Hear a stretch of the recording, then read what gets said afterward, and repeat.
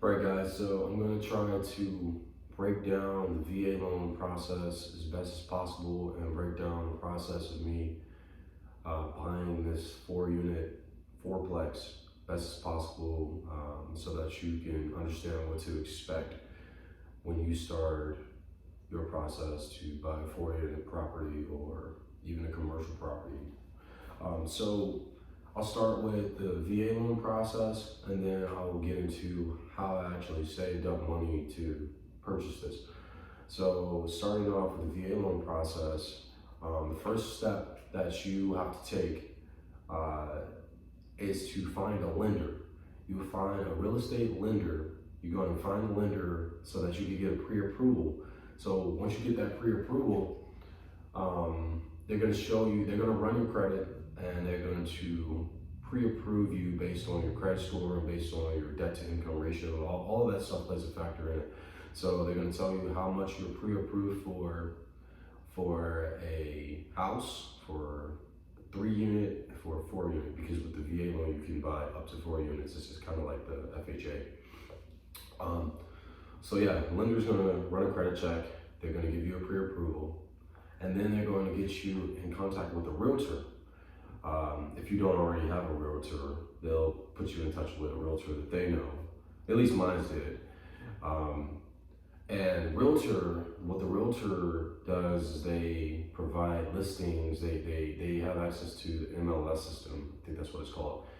And they'll send you in your email all these different listings of what you're looking for. So if you're looking for a 4-unit property, they will find these different 4-unit properties and send you emails with like photos and everything of that property that's within your pre-approval range. So whatever you're pre-approved for, they're going to send you properties that cost about that much or less.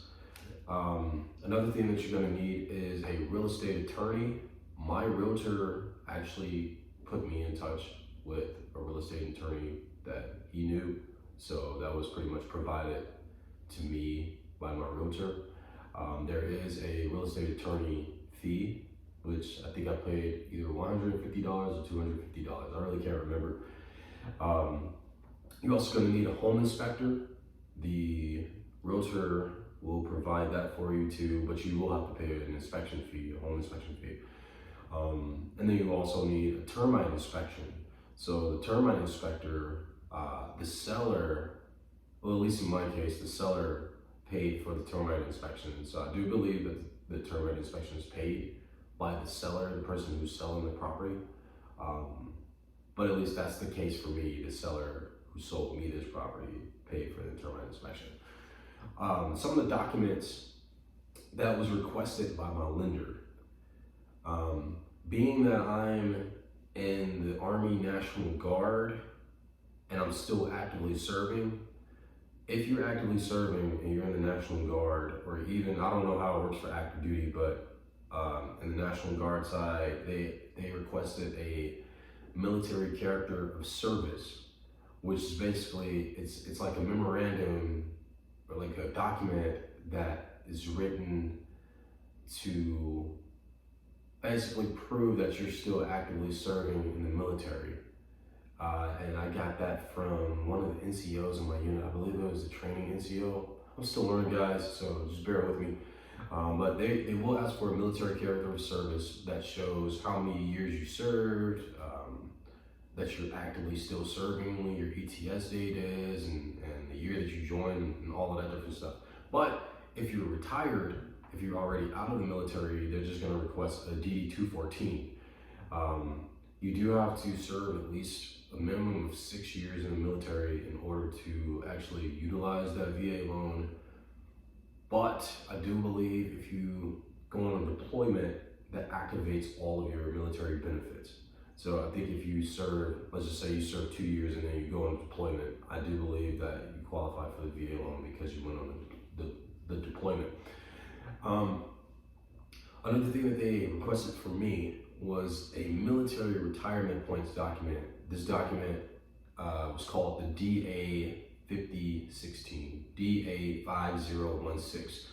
They needed that document from me that shows that I do believe, at least 300 points. because for the VA loan, they require you to have 6 years of retirement points, and I believe each year has to be a minimum of 50 retirement points per year. So they just want to see that you have at least 300 retirement points. I do believe it's 300, but 50 a year basically for 6 years. You want to have 0 outstanding bad debt, preferably. Now, I get it, we all, some of us are still paying cars off, some of us still might have some kind of loans. In my case, I have a truck that I'm still paying off right now, and that's considered bad debt because it's obviously a liability. The reason why it's preferred to have 0 outstanding bad debt is basically because when they run your credit report, when they run your credit check and get all this financial information, they're comparing your debt to income ratio, and all of that reflects what your pre-approval is going to be. Like it plays a big factor. So whatever your income is and whatever your debt is, you want to minimize that as much as possible. So it's preferred to just have 0 outstanding bad debt. But I get it, like we all have things that we might still be financing or whatever, or might have like loans that we have to pay back, whatever. But just try to minimize that. That includes car notes, credit card debt, any financed accounts. So for instance, I took my vehicle to a dealership and I didn't want to pay up front like the price. I didn't have the money at the time, so I used a service called Sunbit. Sunbit allows you to finance a job getting done.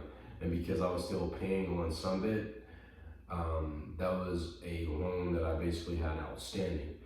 One thing that they will require you to do is for those loans that are like easy to pay off, or not super huge, they're gonna, at least they required me to pay off those loans. So for instance, like I had a credit card debt, I had like, I want to say $1,500 of credit card debt that I was just like making small payments on.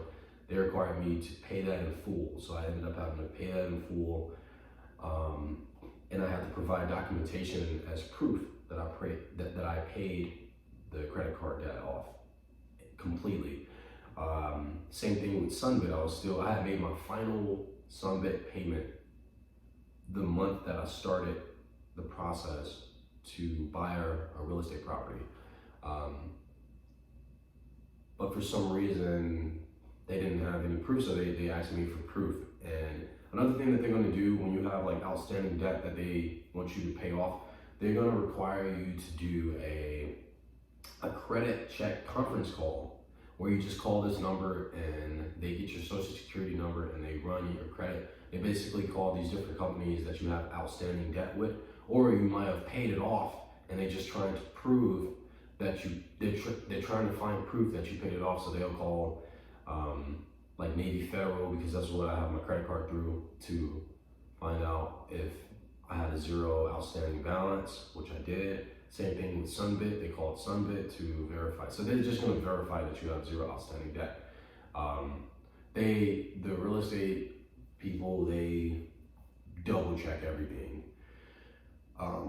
More documents that they're gonna require are bank statements. So I believe it was like I think they needed to see like 3 months of statements, and you want to have that 6 months reserves. So with VA loan, you're gonna have to have a minimum of 6 months reserves saved up, and you have to show them that you have at least 6 months reserves to pay off your property for 6 months. You can pay the mortgage for at least 6 months. You have to have that saved up in your account.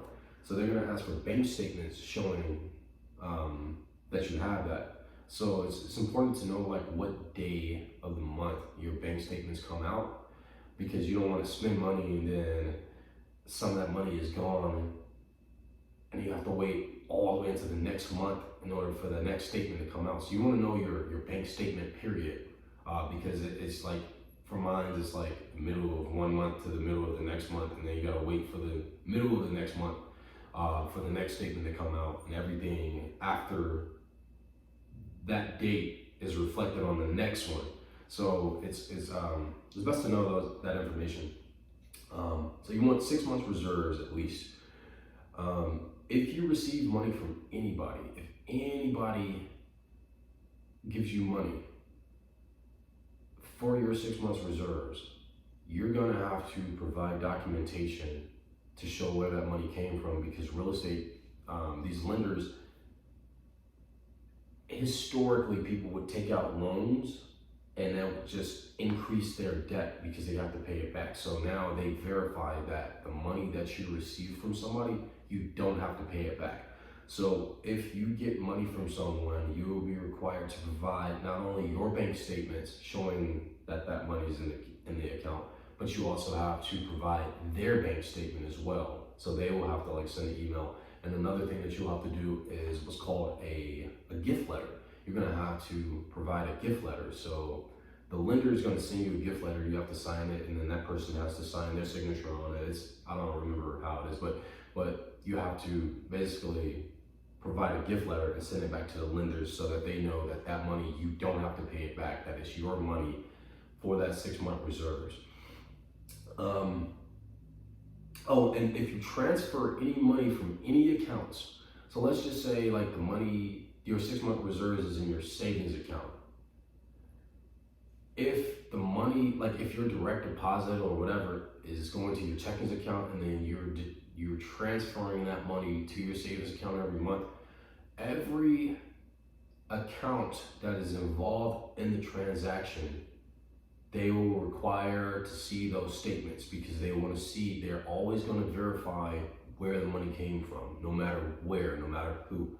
So you just want to keep that in mind. So if money came from your checkings account and then it was transferred to your savings, they're going to ask for bank statements from your checkings and your savings for the last, I think, 3 months. So keep your 6 months reserves in your account into closing also, because they're going to verify that you have the 6 month reserves at the beginning of the VA loan process and at the end right before you close. So you do not want to have, you do not want to be out of that money before you close, because then that's just going to delay the process and this is going to cause a headache. So have that money in your account until you close, because they're going to re-verify at the end of the process.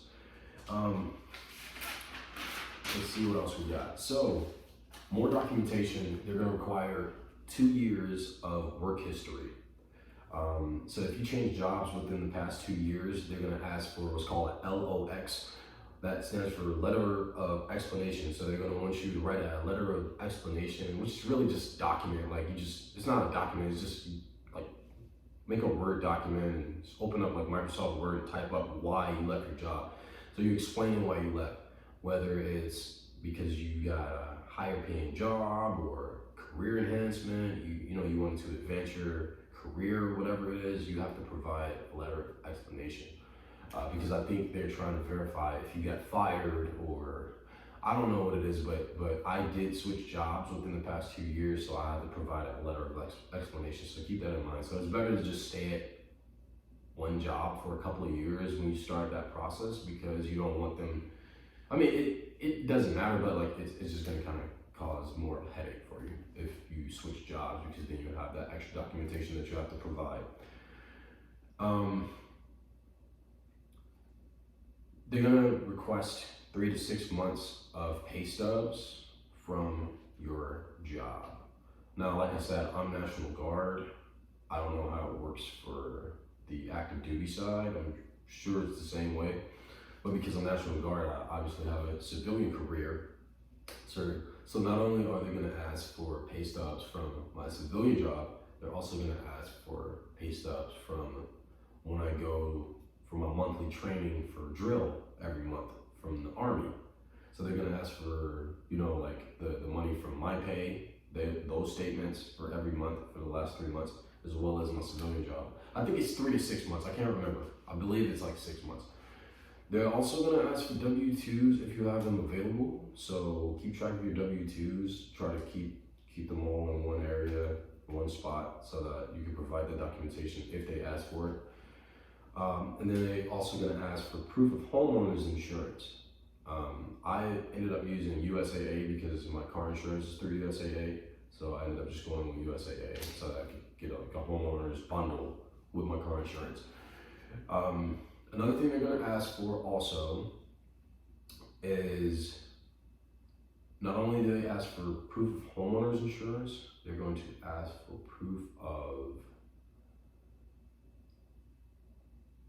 proof that you have a real estate property management contract in place. Because if you're using a VA loan to buy a 4-unit property or 3-unit or whatever, an investment property, if you were never a landlord in the past, you have to have a real estate management company for the first 12 months. And then after 12 months, you don't have to use a real estate management company. So they're gonna require you to provide documentation that you have a real estate management company. My realtor actually he actually owns a real estate management company, so I ended up going through him, and he wrote out a letter of proof, basically, like the contract, sent me the contract, and I sent it to my lenders. They're gonna ask for that.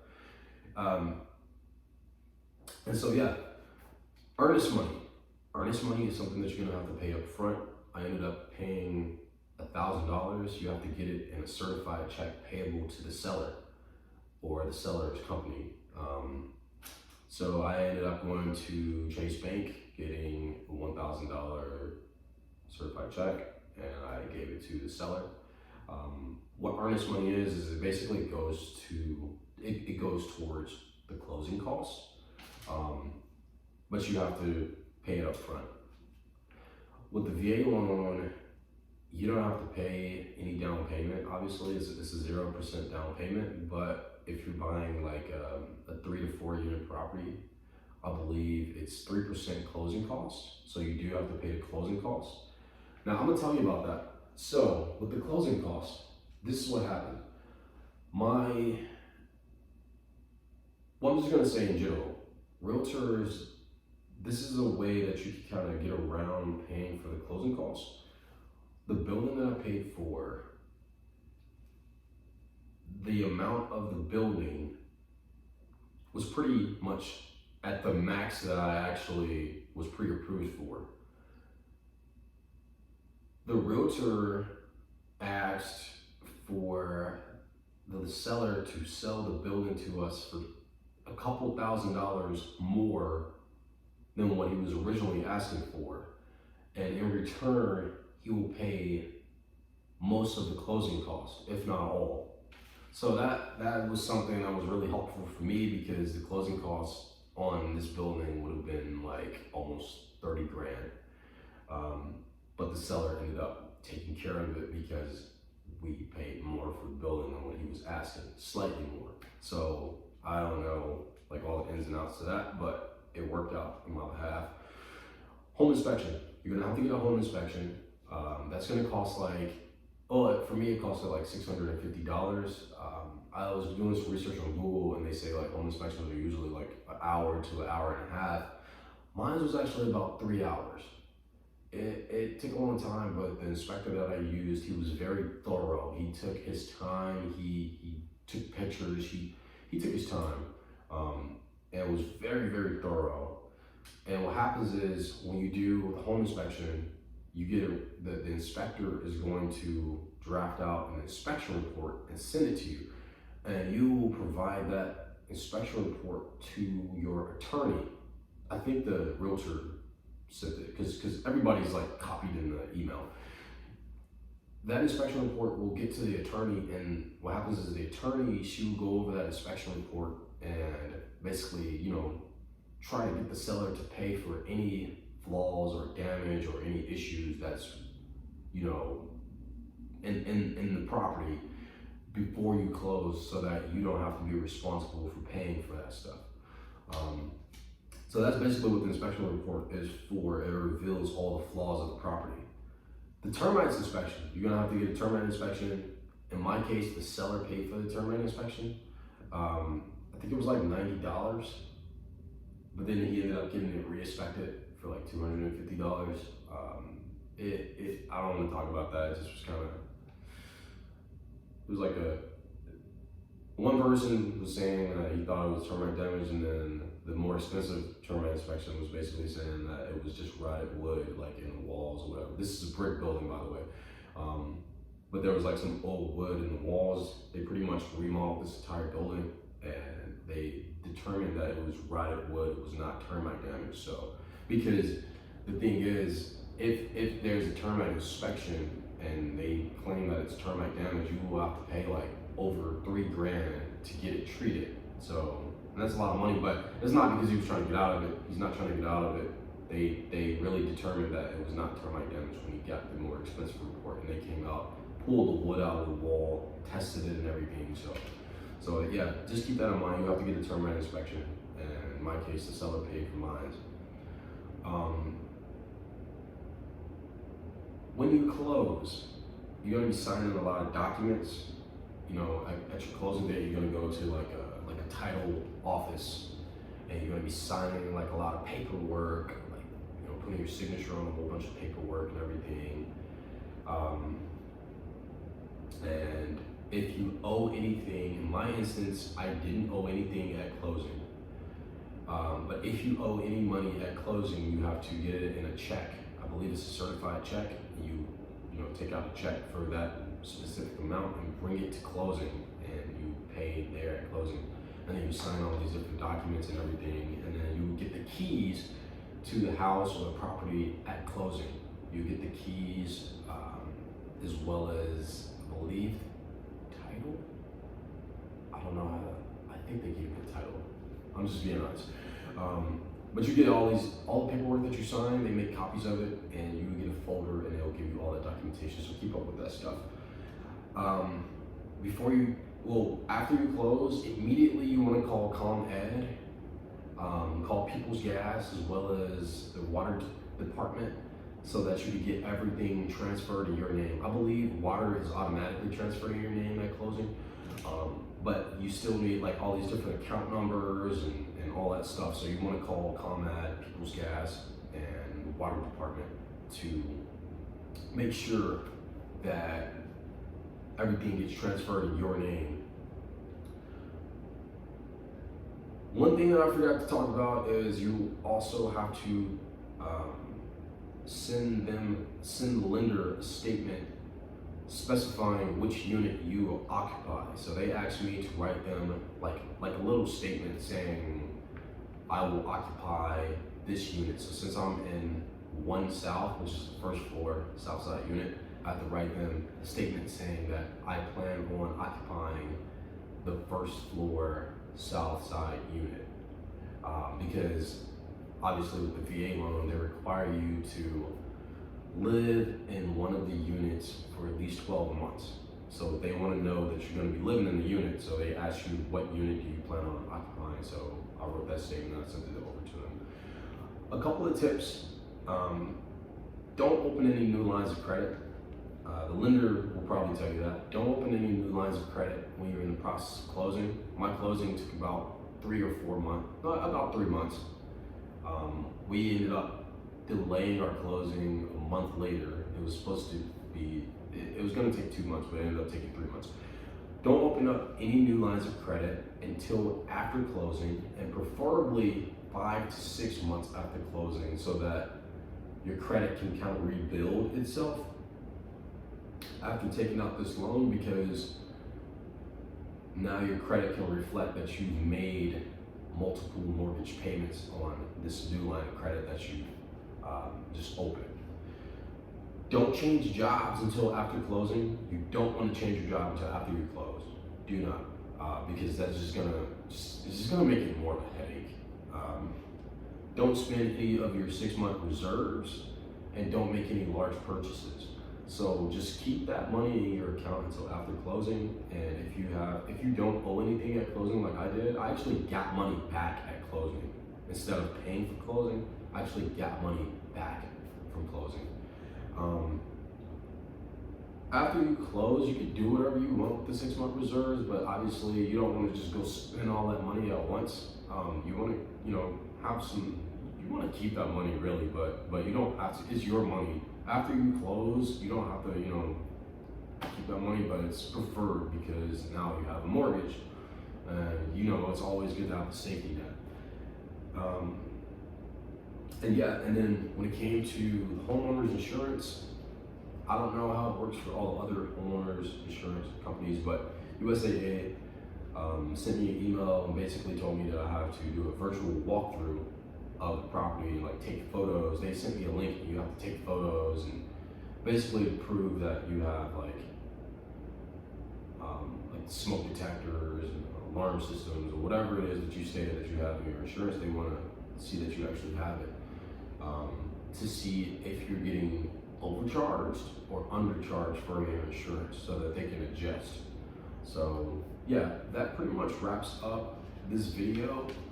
I hope this helps you guys. Anybody who's actually planning on buying a house or a 2 to 4 unit real estate property to start making some passive income, I hope this saves you the headache that I went through, because I was answering so many calls, responding to so many emails, and I would get so many calls at work. It was such a headache.